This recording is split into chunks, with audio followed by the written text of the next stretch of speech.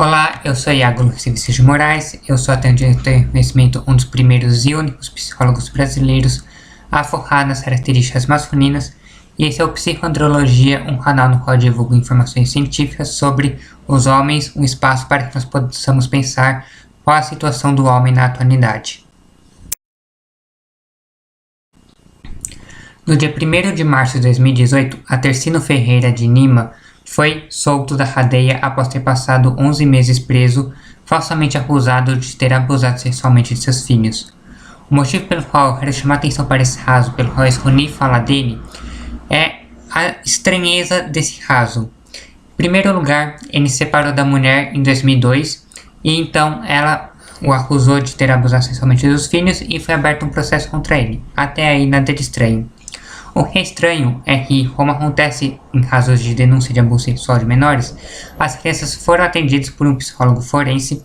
e atestou num laudo de que não havia indícios de que as crianças eram abusadas do pai, mas havia sim indícios de que elas eram abusadas fisicamente da mãe. Apesar disso, as crianças foram morar com a mãe e a companheira dela, uma amiga, até onde a gente sabe, que agredia as crianças e as ameaçava para que elas testemunhassem contra o pai.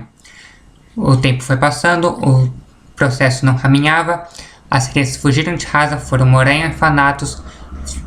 saíram dos orfanatos, foram morar com o pai, registraram em cartório de que elas nunca foram abusadas sexualmente do pai, de que elas eram agredidas pela mãe para testemunhar contra ele, e apesar de tudo isso, o Atercino ele foi condenado da mesma forma. Ele teria passado 27 anos na cadeia se o Innocence Project não tivesse sido acionado e tivesse conseguido fazer com que o caso fosse revisto. Até onde eu fui capaz de apurar, aparentemente o Atercino não tem intenção de acionar a ex-companheira judicialmente, processá-la pela falsa denúncia. E isso até faz um certo sentido se nós pararmos para pensar em todo o sofrimento que ele foi submetido ao longo desses 15 anos e que ele terá que se submeter de novo se ele entrar com um novo processo. Porém, se nada acontecer com essa mulher que acusa falsamente uma pessoa de abusar sexualmente dos próprios filhos, sabendo que a denúncia é falsa, ameaçando as crianças para testemunharem algo que não é verdade, nós vamos passar para a sociedade a mensagem de que qualquer pessoa pode fazer isso e ela sairá impune. Veja, não estou falando de um crime leve, eu estou falando de um crime muito grave, a falsa acusação de abuso sexual de menor, sabendo que o abuso é falso, e não nos esqueçamos de que ela agredia as crianças para que elas testemunhassem contra o pai. A quanta violência uma criança precisa ser submetida para que ela fuja de casa e vá morar num orfanato.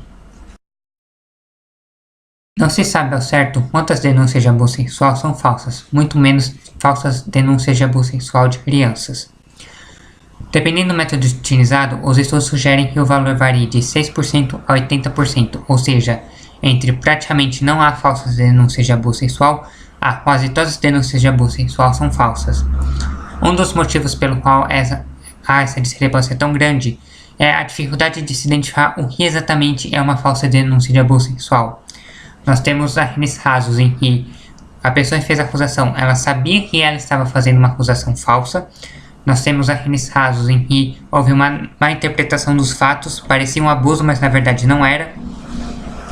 Nós temos casos em que houve erros de profissionais. O Farrell ele chega a citar um estudo bastante interessante, no qual pedia-se para um pai brincar com a criança, com um filho, e a sessão de brincadeira foi filmada, e depois ele pedia para vários profissionais que trabalhavam com denúncias de abuso sexual investigarem, fazerem uma entrevista com a criança como se fosse um caso de abuso sexual e dizer se, com base no relato da criança, com base nos testes feitos, eles achavam que havia abuso sexual, e 70% dos profissionais teriam encaminhado um inocente para a cadeia. Outra coisa que parece ser dessa vez unânime, não existe tanta discrepância, é que quase sempre, quando uma falsa denúncia é feita, o acusador é a mulher, geralmente a mãe da criança, e o acusado é um homem, geralmente o pai da criança. E se nós tratássemos esses casos como nós tratamos os casos de violência doméstica, os casos de violência conjugal, nós com certeza consideraríamos falsas denúncias de abuso sexual como uma violência de gênero contra o homem.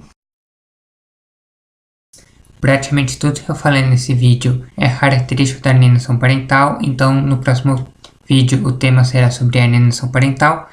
Eu peço que você curta esse vídeo se você gostou, inscreva-se no canal para receber as atualizações, ser um dos primeiros a ver o vídeo sobre alienação parental. E não se esqueça de deixar nos comentários o que você achou, sugestões de outros temas, e aguardo você daqui 2 semanas.